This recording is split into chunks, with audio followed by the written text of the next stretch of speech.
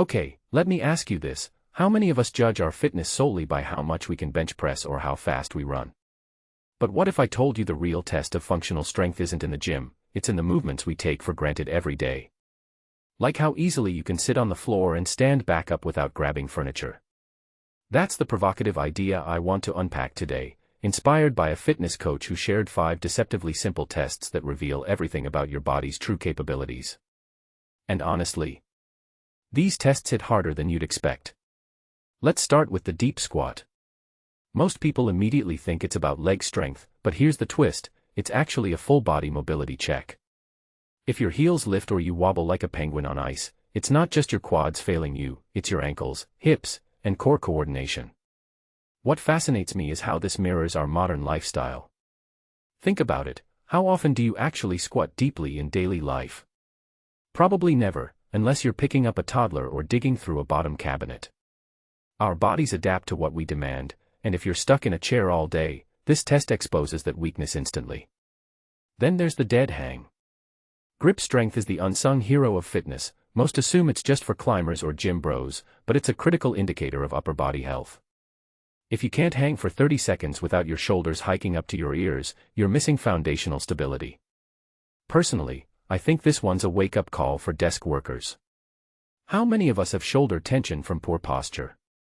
This test strips away excuses and shows if your posture is actually functional or just decorative. Now, the floor get up. This isn't about vanity, it's about survival. Research suggests the ability to rise from the floor correlates with longevity. Let that sink in. If you need your hands or knees to stand up, you're statistically more likely to face health issues. From my perspective, this is the most humbling test because it's binary, you either do it or you don't. There's no ego here. And if you fail, it's not about age, it's about movement neglect.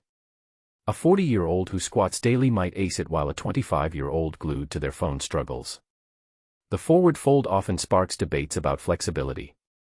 But here's the nuance, not touching your toes doesn't mean you're broken. What matters is how you move there. Forcing it. That's a one-way ticket to a pulled hamstring. What many overlook is that this tests your nervous system's tolerance, not just muscle length. It's why some hypermobile folks breeze through it but lack control. Balance isn't just physical, it's neurological. And the single leg balance? This one's a mind game. Close your eyes and suddenly it's not about strength, it's about proprioception. Your body's ability to sense its position in space. If you wobble like a drunk giraffe, it's not just bad coordination, it's a sign your nervous system isn't getting the feedback it needs. In my opinion, this test is the most underrated because it connects to fall prevention as we age, a silent killer most ignore until it's too late. What ties these together is their simplicity. They're not flashy Instagram challenges, they're baseline checks for a body that works in real life. The bigger picture. Modern fitness prioritizes specialization, marathons, PRs, HIIT, but these tests reveal the cracks in general resilience. If you can't hang, squat, or balance, how can you trust your body when it actually matters? Like, say, dodging a car or catching a child.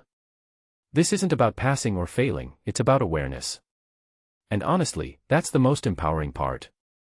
Because once you know where you're weak, you can fix it. So here's the question, which of these tests would you fail right now? And more importantly, what are you gonna do about it?